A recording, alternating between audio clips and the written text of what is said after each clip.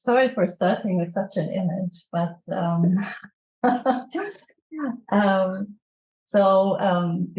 as you know, landscape architects usually we are very much associated with gardens and making things pretty, and not so much with interfering in entire systems. But that's really, I think, our job that we have, and particularly if we work in the development field and we have to see how can we improve maybe the well-being and the access to public spaces in different parts of the world.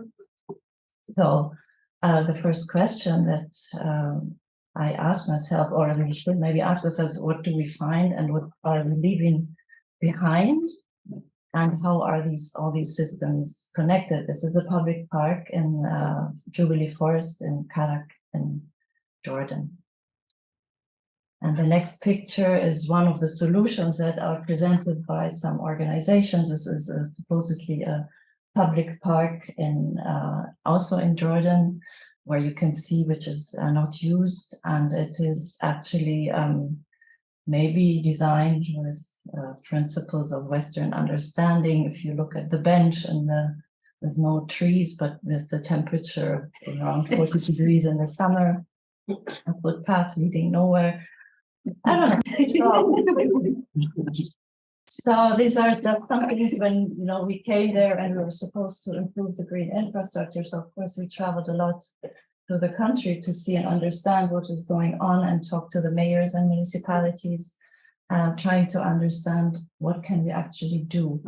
So so this was just for you as a small introduction. I'm going now to the outline. First, I would like to talk a bit about some terminology. How do I understand, or what is a common understanding here of territory, landscape, and governance? Then I will bring some reading landscape examples. Talk a bit about ownership because, of course, of the refugee situation in Jordan, and I'll take you on a walk through Amman. And then talk a bit about the story of Homeima, and then some ideas about redirection. And I don't know if there's a conclusion, but we can discuss it. So this is actually not from Jordan, but I thought it's a very nice picture. It's from Tajikistan, and it very well, to my understanding, showed the notion of a territory, because we need to understand what is territory. And territory is because, as I mentioned before, when we talk about landscape, we always have to connect it to the smaller scale and to the larger scale, and what are the influences that create a landscape. So the territory is actually comes from Latin and means a land surrounding a town, and from terra, land, and it is also always connected to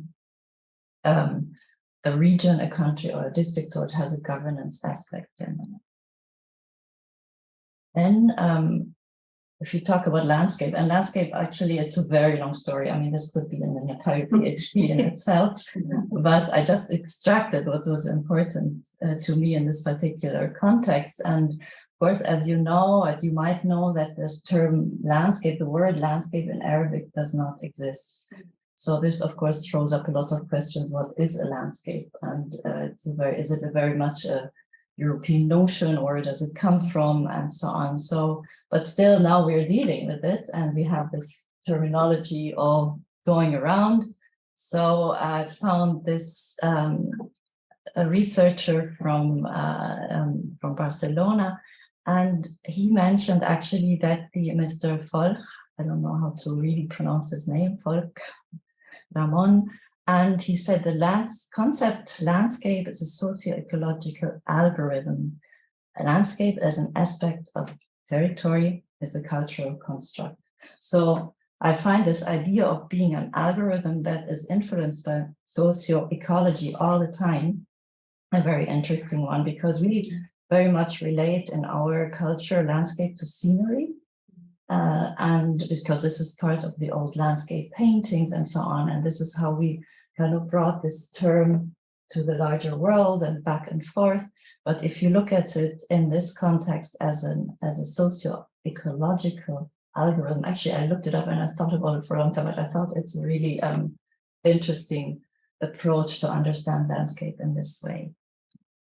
And now we think about governance, and this is the process of interaction through laws, norms, power, or language over often organized society over a social system. And here we have the territory again, a territory or across territories. So there we see that, of course, governance and territory are inseparable. And landscape, as if you say landscape is a construct of territory, landscape, of course, is also inseparable of governance.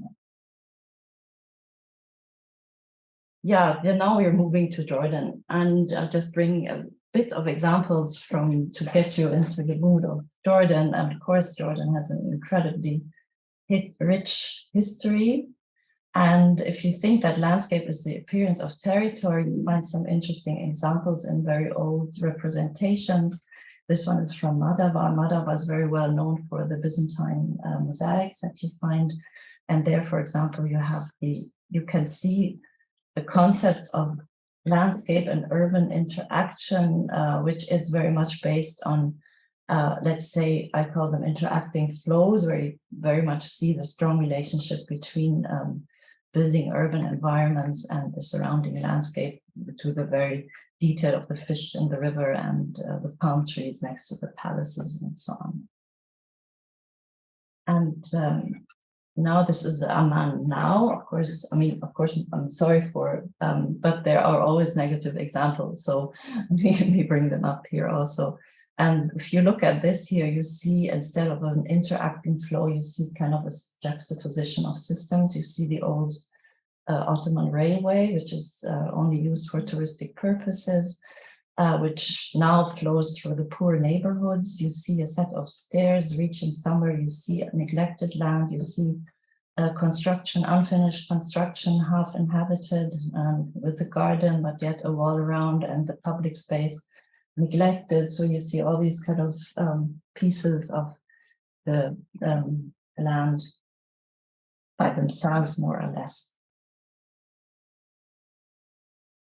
Yeah, so now we go more into detail. This is just a little deviation from Beirut, because there you can see very much the biggest problem of these urban centers in the Middle East is the urban sprawl and the ownership of public space. Because public space, for example, if you see here, I took this image because it shows the seaside, which is supposedly public, but it's of course encroached on by private investors. You see all the city growing into the landscape in an uncontrolled manner with no planning schemes and so on. So we have all this. So when you're a landscape architect and you're confronted with all of that, you'll start scratching your head what you can possibly do. And now going back again, starting to read. I mean, these are maybe the oldest landscape I don't know if it's in habitations, but testimonies of human intervention are the menhirs in Jordan, and there were approximately 2,000 of them. So there we start seeing what how are the systems related to the landscape, or is the landscape part of the system or not? What kind of governance system can we read from encountering such a landscape? There, I mean, we don't know much about those cultures, but what we do know is that they have a certain orientation towards the sun. They have they are burial grounds. We don't know how they transported the rocks. They're very heavy. And we know that they are always on special places that have a particular scenery, and they're not on fertile lands. So these are kind of things, so you can start thinking of the governance system, which was probably a religiously based governance system that has its expression on the land. These are now, of course, this is more common, what we know. I'm not giving any kind of comprehensive archaeological insight. It's just to give a bit of understanding of what we find in Jordan, and these, of course, are the Roman remains that you find all over, and it's, as we know, it is one of the most extensive governance systems that covered the entire region, and that had a huge influence on the land, and we still find it everywhere. And for example, here, now this is the ancient, maybe most beautiful public space of Amman that you can have. This is from 2000 years ago. Now we have a completely different situation. This is the Zatari semi-public Zatari refugee camp in the north of Jordan. In Jordan, we have 5 Syrian refugee camps, and 655,000 refugees are registered. And we have unofficial numbers of 1.4 million Syrian refugees, and 83% of them live in poverty in Jordanian cities. So this is only a small portion of refugees that actually live in these camps. And then again, Jordan, you have to know, is the second most water-scarce country in the world. And we were there with the project I was working for, was actually supposed to support Syrian refugees and vulnerable Jordanians. So then, of course, you also have to understand the conditions they live under. Yeah, and then if you see this picture and the amount of public space, and then you look here, what are actually public spaces can be in a city or in an urban habitation. They are, this is where you create the sense of community, where people gather and so on. I'm not going very much into that, but just to get this, where do people live, and what can they share as in terms of space in such conditions. Yeah, so now how do we respond? Taking all this information in when you come to a new country, how do we respond? I found this image where we can kind of hang on to something and close our eyes, and but we can also try to see where the soul is and continue. I always find it very helpful to also visit art spaces to get informed. Yeah, so let's go to some snapshots in Amman. We start here, and of course I find walking is usually one of the best activities to get to know a new environment, because you start seeing the environment differently. And here, I mean, if you were more in an interactive lesson or lecture, we could talk about what do you see and what can you interpret from that. For example, you see a wild dog, and a wild dog means there's a shepherd dog, and you see a villa area. So you see there could be some discussions about space in this area because it is inhabited by very rich people, but it's also maybe there are still herds going through this area. So there might be an ownership issue. Then we see the sidewalk and the garden. And you see that the sidewalk is unwalkable. And you see that the tree has the same shape as the tree inside the garden, and the public space has the same shape. So that means something about public-private ownership of public space. Yeah, let's stay with stairs. So, for example, on this image, the very left from my side image, you see a small park, you see a set of stairs, and you see roadblocks that prevent cars from driving into the stairs, and you see an old man walking up the hill on the street next to the stairs. So something went wrong in the planning.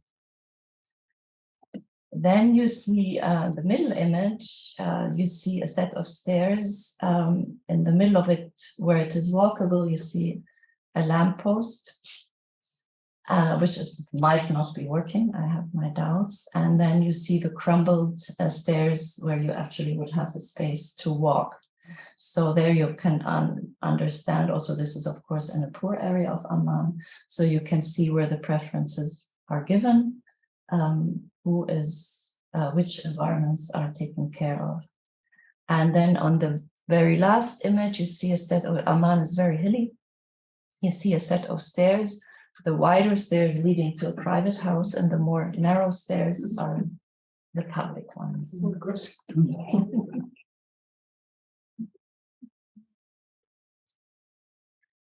Then you see places for children. On the right side, I don't know, the one where the kids are going up the hill, it's actually an area you see opposite on the other side. It's a Palestinian refugee area in Amman, and they're going to school, those kids. And the school it's a UNHCR school. It's on top of a hill, but they didn't think of how could kids come to the school.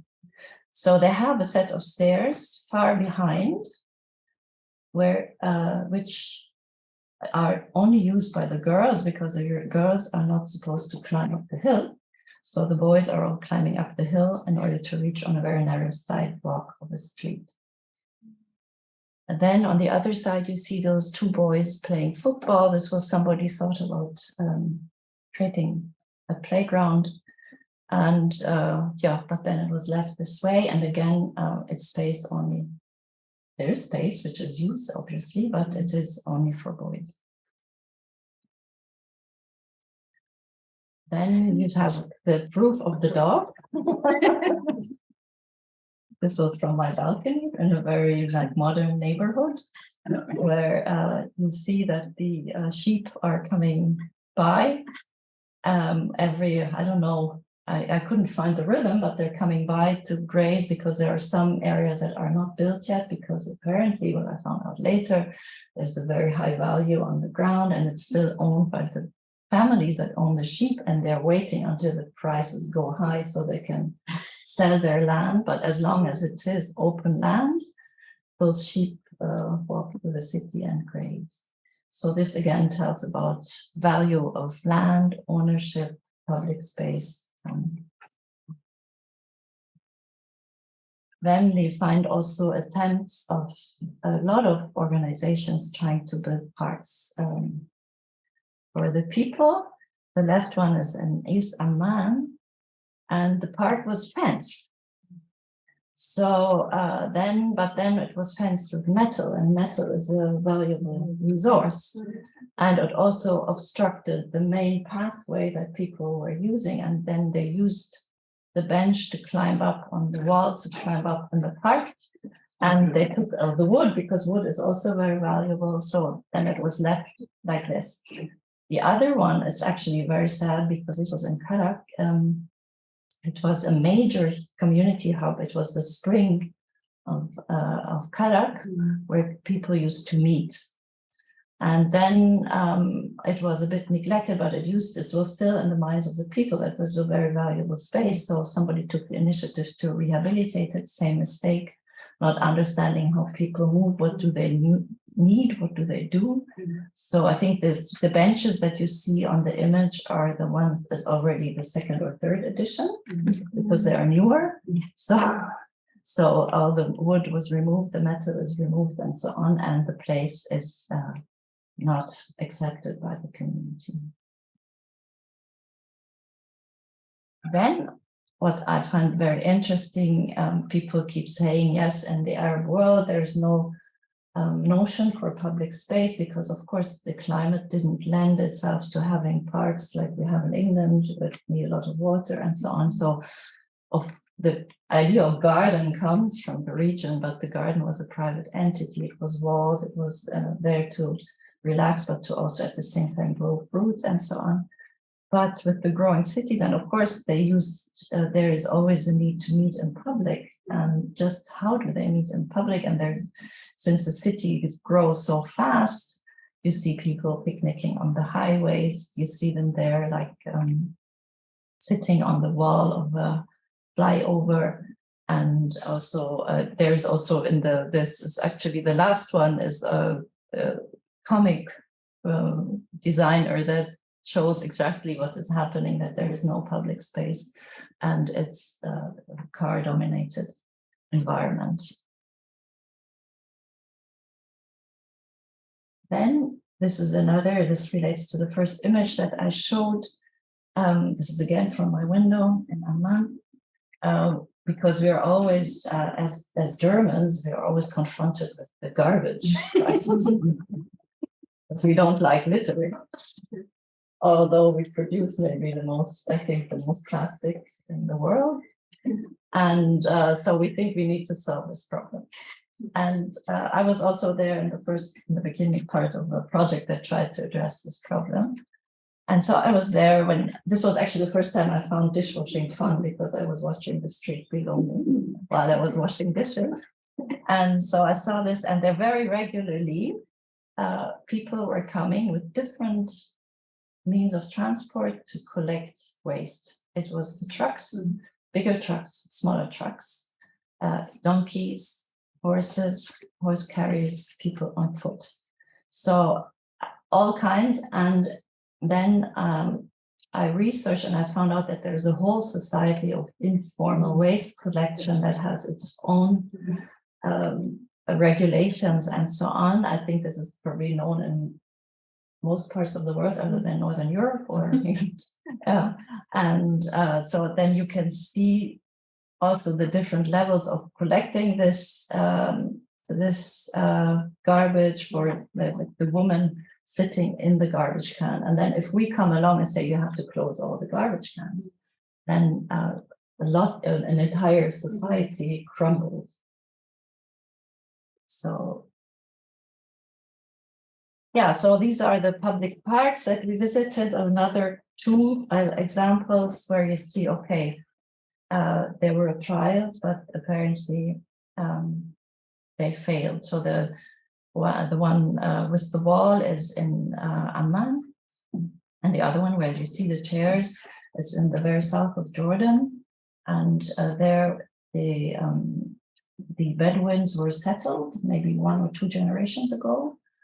And one big organization built a park for them.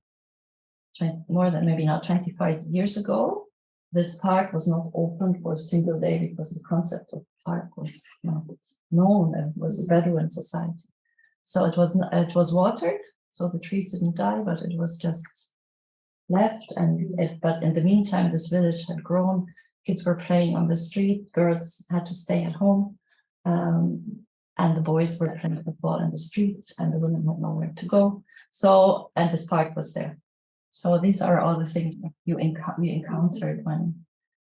And this is another story that I found extremely touching. Was we were working in the neighboring village there, also in one of these villages that are next to the road, where you only see, it's going down to the south of Jordan, where you only see car repair shops, very poor people, and you wonder what they're doing there. And they also had a park. And we asked them, why do you have a park? And they said, yeah, some Canadians.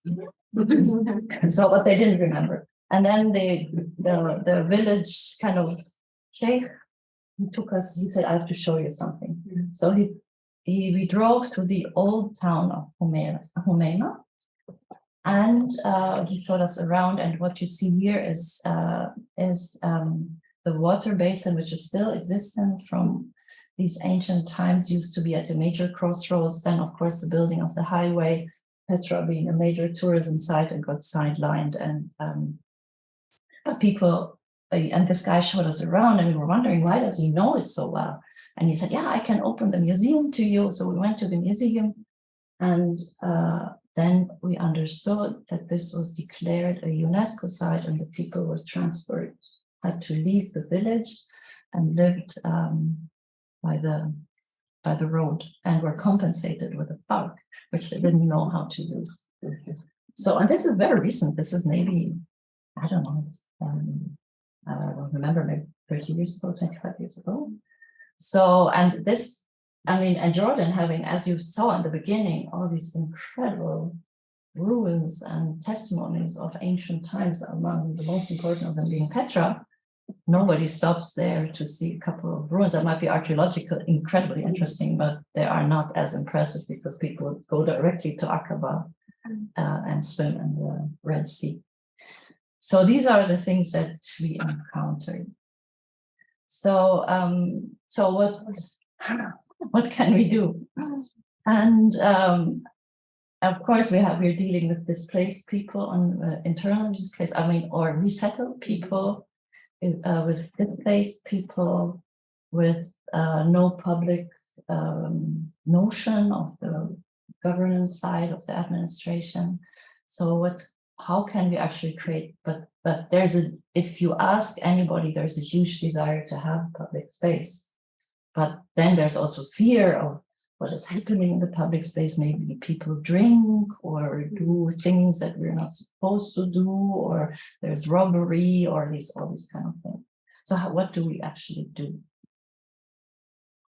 So one thing that I did a long time ago, this was in Lebanon, is actually that there is experience beyond the technical, that you can, this was with the students, and of course you cannot do in a refugee context, but that there is always a landscape reference that we have inherent, and that everybody still carries in them to places where they have lived and where they have relations to. And this sometimes goes, as I mentioned in the beginning, is more easily accessed through artistic,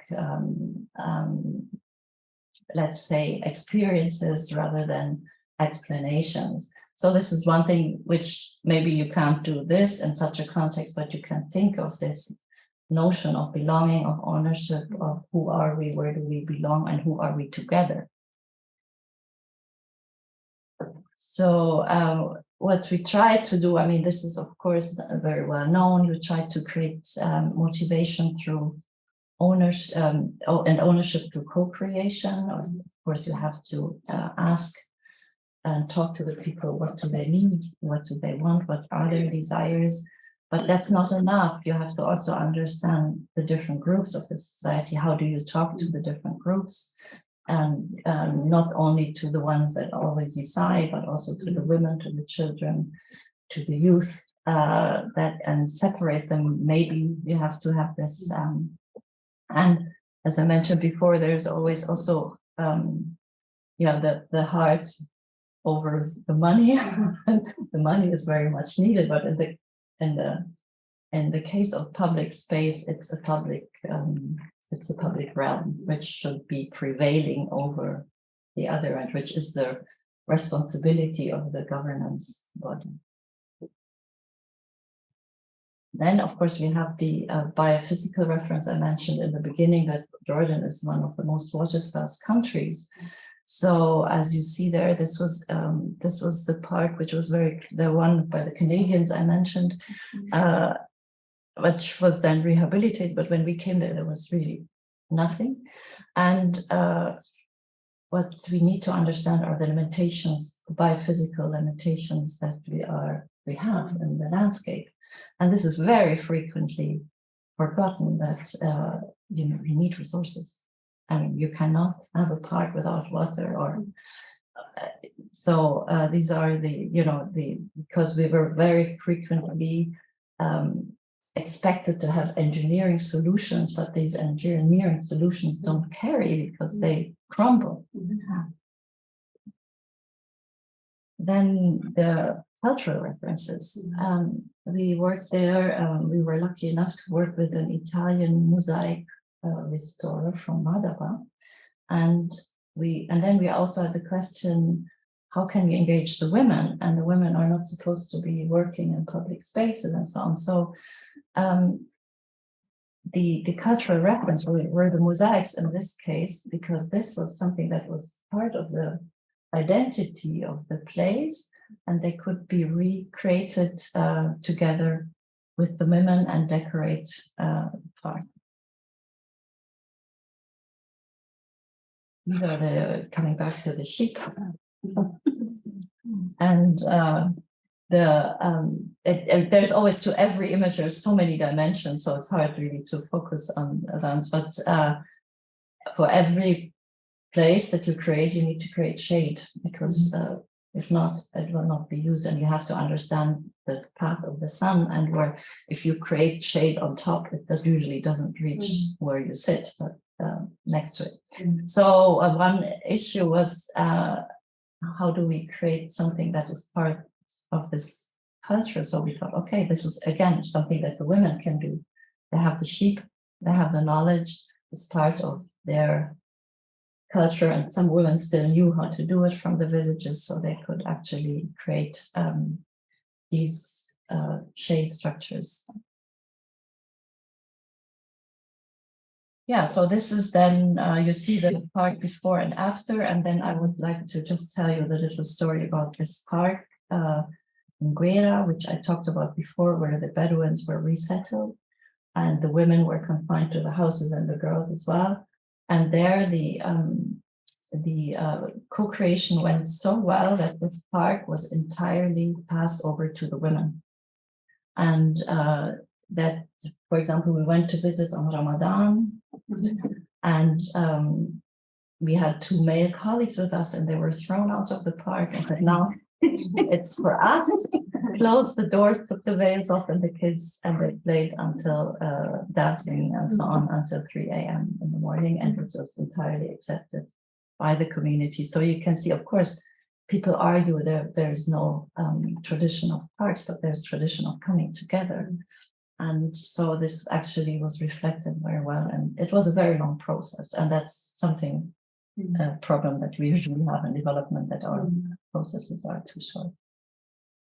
Yeah, so I just wanted to end with this picture and kind of end there. So really to invite to do the careful reading. Maybe somebody sees something on this garbage can. Going back to the garbage, starting with the garbage and then I'm ending with it. You see something there? Not. Yeah, it's not covered, yes, but there's something else. Something is hanging there. Yeah, something is hanging, exactly. So something is hanging, and this is actually, it's a gesture which is suitable to Ramadan now, because it's a gesture of giving. Because you never throw old bread, but you give it to the people who breed pigeons and or chickens, mostly pigeons. And so you leave it on the garbage can and people take it. So this is another a detail that you can easily overlook, but might have big influence on the reality of so many people. Yeah, so this is a beautiful space in Amman, which was done by the students themselves. We were not involved, but this is also how public space can function if it is given back to the people. Yeah, so thank you.